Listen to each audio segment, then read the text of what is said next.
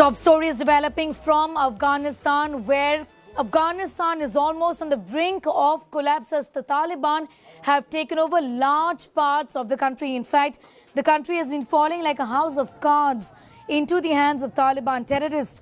After Herat, the Taliban has already captured Afghanistan's second largest city, which is Kandahar.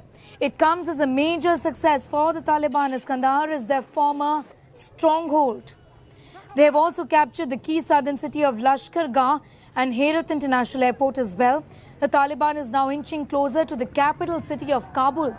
It is just 90 kilometers from Kabul. They have, in fact, cut off a crucial highway link in Ghazni is what reports are now suggesting. Taliban have taken over 15 of Afghanistan's 34 provincial capitals weeks after launching the offensive amid US troops withdrawal.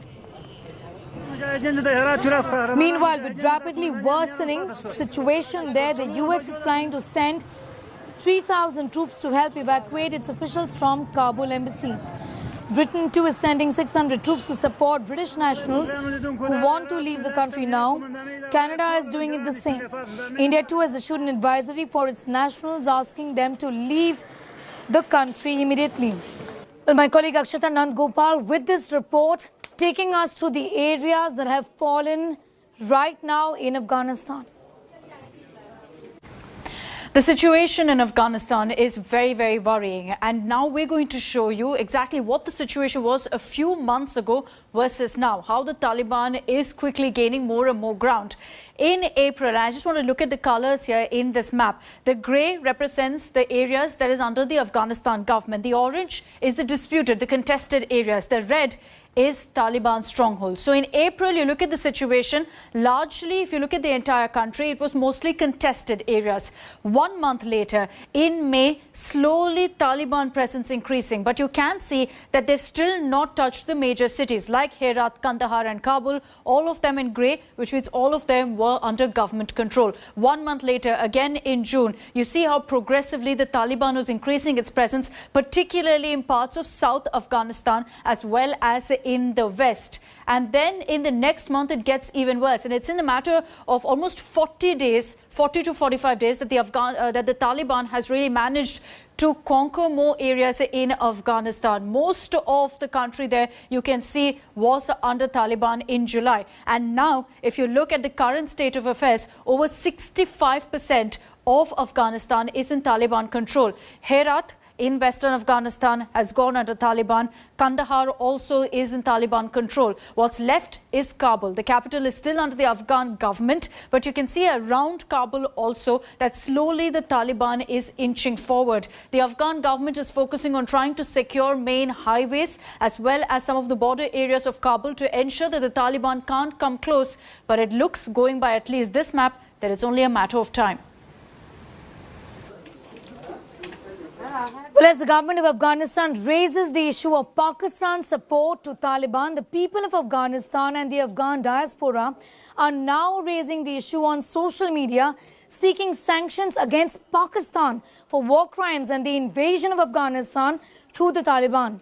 Well, for the past few days, sanctioned Pakistan has been trending on microblogging platform Twitter, and Pakistan is very worried about being exposed globally. Here's more. Importantly, the Taliban continue to enjoy a safe haven in and supply and logistic line extended to their war machine from Pakistan. Afghanistan's ambassador and permanent representative to the United Nations, Ghulam Isakzai, naming and shaming Pakistan at the United Nations for its support to Taliban.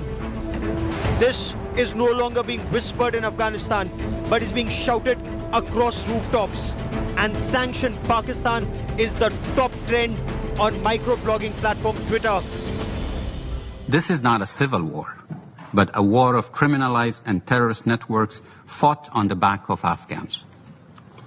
Importantly, the Taliban continue to enjoy a safe haven in and supply and logistic line extended to their war machine from Pakistan. Afghanistan's President Ashraf Ghani has also blamed Pakistan for directly supporting the Taliban offensive in Afghanistan. Intelligence estimates indicate the influx of over 10,000 jihadi fighters from Pakistan and other places in the last month, as well as support from their affiliates in the transnational terrorist organization. Consensus among credible international observers that they've not taken any steps to sever their relationship with terrorist organizations. Let me just say that the country... Though Pakistan's Prime Minister Imran Khan shot back saying Pakistan is not supporting the Taliban, there aren't many takers for his lies, either in Kabul or world capitals almost across the world. President Ghani, let me just say that the country that is going to be most affected by turmoil in Afghanistan is Pakistan. Blame Pakistan for what is going on in Afghanistan, I feel, is extremely unfair.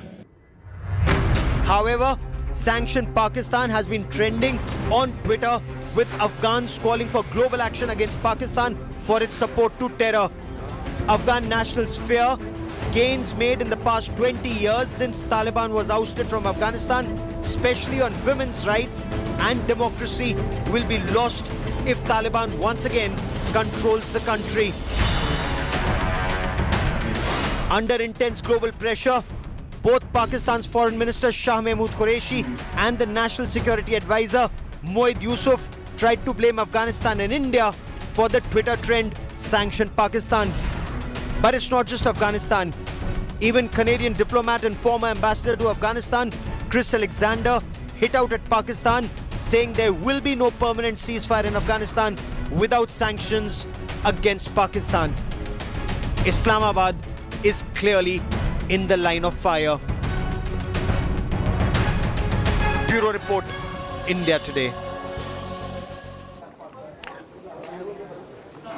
Well, the Taliban have captured Afghanistan's second largest city, Kandahar. This comes days after the terror organization broke into the city's central jail and released hundreds of incarcerated prisoners. India Today's correspondent Ashraf Wani was on the ground zero near the central jail. Here is our special ground report.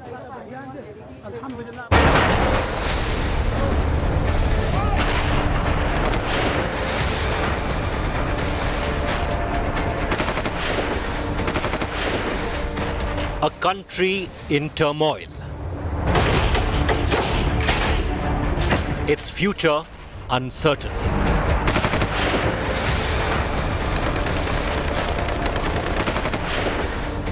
The withdrawal of US troops has cast a huge shadow on stability in the troubled nation, especially with the sheer pace with which Taliban is expanding its stranglehold. Kandahar city is the most important, we can say, a kind of a city which has an emotional attachment with the Taliban, because Taliban was ruling 2 decades back in Afghanistan, their main epicenter, and what in the common quotes the Taliban called Markaz was only this city, and they only want the control in the city. The Taliban is just a few kilometers away from Kandahar, Afghanistan's second largest city. Afghan forces are fighting with their backs to the wall to hold them back. इस पहाड़ के पीछे तालिबान ताक में बैठा है कि कब उसे मौका मिले और यहाँ कंदहार में अफगान फौजों पर हमला करे और उसके साथ साथ इस शहर में, जो कि कंदहार का शहर अफगानिस्तान का दूसरा सबसे बड़ा शहर है, उसमें घुसने में कामयाब हो. For Taliban, Kandahar is vital because the city's jail holds 6,000 of its fighters. The main focus of the Kandahar is, as I was mentioning, about this jail where most of the Taliban fighters are still captive. In fact, when there are operations, any Taliban who is being captured live is being brought to this jail. On ground zero, the situation remains volatile.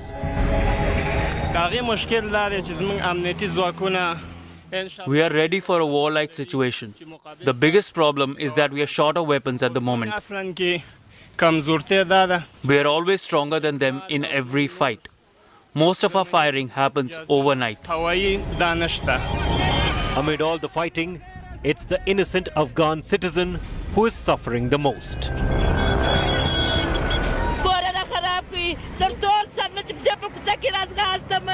My son was about to be married and Taliban troops attacked my house and killed him. They didn't even spare my husband and people in my locality. Many have fled the city. More are trying to escape. Peace appears to be a distant dream.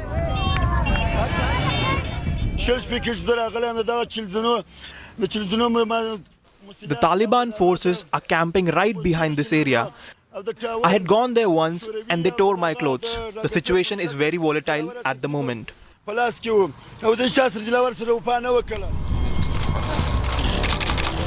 Doha, where negotiators have been meeting since September, talks have failed to yield results. The international community is worried. The two-decade-long conflict only seems to be taking a turn for the worse. With Ashraf Ani in Kandahar, Bureau Report, India Today. And India Today's Geeta Mohan spoke to the Taliban spokesperson on their demands and whether they're open to talks with India to end the Afghan crisis. Listen in. Sohail Saab, I'm just giving the counter argument. Now, the Afghan administration says the same thing about the Taliban, that if they are talking, then what's the need to capture areas? If the final resolution has to be that the Taliban has to be part of the Kabul administration, where is the need for the Taliban then to capture territories and ground as and when the US and NATO forces are withdrawing? First, what was the need for the Kabul administration to announce a 6 month of military operation against us? What is the need of their saying of killing hundreds of the Taliban members, as they claim, every day? So this started by them. They initiated the offensive, not we. We reacted. And secondly, we are not negotiation to be part of the Kabul administration. The negotiation is to agree on a new government, on a new political roadmap to replace this administration, a government which will be acceptable to all Afghans. That is the solution. It is not about surrendering to a government. It is about reconciliation. Reconciliation means that we will have a new government which everyone agrees on and everyone has participation in that.